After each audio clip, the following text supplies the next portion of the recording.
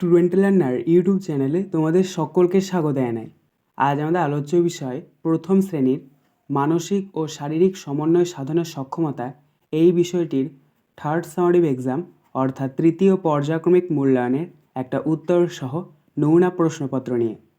Full marks তোমাদের থাকবে 30, সময় থাকবে 1 ঘন্টা। প্রশ্নপত্রটা তোমাদের সেট নাম্বার 2।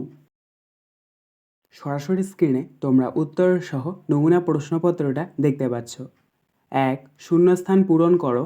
1 গণিত 4 = 4। ক ড্যাশ ভেঙে উই ধরে। এখানে আমরা প্রথম শূন্যস্থানে বসাবো ঢয় হস্যই বয় হস্যই ঢিবি। খ 2-3 মাসের ব্যবধানে ড্যাশ কাটতে হয়। এখানে আমরা দ্বিতীয় শূন্যস্থানে বসাবো চয় হস্যু ল চুল। গ আ ঢাকা সব খাবার দেখে ড্যাশ উড়ে আসে। এখানে আমরা তৃতীয় শূন্যস্থানে বসাবো ময়াকার 6 হস্যই মাছি। ঘ ড্যাশ শাড়িটি পরে ময়ূর বসলো গাছের ডালে। এখানে শূন্যস্থানে বসবে দন্তের 9 দীর্ঘই ল নীল। 2 ঠিক বাক্যটির পাশে রাইট চিহ্ন ও ভুল বাক্যটির পাশে কাটা চিহ্ন দাও। 1 গণিত 4 = 4। অর্থাৎ বাক্যটি যদি সঠিক হয় তোমাদেরকে তার পাশে রাইট চিহ্ন দিতে হবে, এবং যদি বাক্যটি মিথ্যা হয় তাহলে তোমাদেরকে তার পাশে কাটা চিহ্ন দিতে হবে। প্রথম রয়েছে দেখো ক মুনিরাম মুন্সি নাক দিয়ে শাক খায়। এটা হবে সঠিক, তাই এখানে আমরা রাইট চিহ্ন দেবো। খ ফুল ও ফলের খেলা 3টি দলের খেলা। এটা হবে মিথ্যা, তাই এখানে আমরা ক্রস চিহ্ন দেবো। গ মাছ তো থাকে ডাঙায়। এটা হবে মিথ্যা, তাই এখানে আমরা ক্রস চিহ্ন দেবো। ঘ আইসক্রিম ঠান্ডা খেতে খুব। এটা হবে সত্য, তাই এখানে আমরা পাশে রাইট চিহ্ন দেবো। 3 পাখিরা ছড়াটির প্রথম 4 লাইন লেখো। প্রশ্নের মান 8।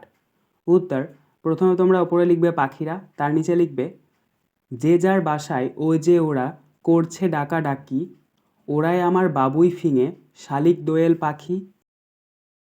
4 প্রশ্নগুলির উত্তর লেখো। 2 গণিত 3 = 6। ক দুটি সুঅভ্যাস লেখো। উত্তর 1 নাম্বার প্রতিদিন সকাল সকাল ঘুম থেকে ওঠা। 2 নাম্বার ভালোভাবে পড়াশোনা করা। খ চোখের যত্ন নেবে কি করে। উত্তর 1 নাম্বার প্রতিদিন সকালে চোখ ভালোভাবে পরিষ্কার করতে হবে। 2 নাম্বার নিয়মিত শাকসবজি খেতে হবে। গ দুটি বিনোদনমূলক খেলার নাম লেখো। উত্তর লুকোচুরি খেলা ও কানামাছি খেলা। 5 ছবি আঁকো। 4 গণিত 2 = 8। ক শূন্য দিয়ে হাঁসের ছানা আঁকো। দেখো তোমাদেরকে এখানে শূন্য দিয়ে হাঁসের ছানা আঁকতে হবে, তো তোমরা এটা খুব সুন্দরভাবে এঁকে নেবে এবং তারপরে ওটাকে রং করতে পারো। এখানে যেহেতু শুধু ছবি আঁকতে বলেছে তাই তোমরা শুধু ছবিটা এঁকে নেবে, তবে অবশ্যই শূন্য দিয়েই কিন্তু আঁকবে। খ 4 দিয়ে ফুল আঁকো। দেখো এক্ষেত্রেও তোমাদেরকে একটা ছবি আঁকতে হবে, ফুলের ছবি, কিন্তু তোমাদেরকে 4 দিয়ে আঁকতে হবে, তো তোমরা এটা খুব সুন্দরভাবে এঁকে নেবে। আজকের আলোচনা পর্বটি এখানেই শেষ হলো। আশা করি ভিডিওটি তোমাদের ভালো লেগেছে। যদি ভালো লাগে একটা করে লাইক করে দিও।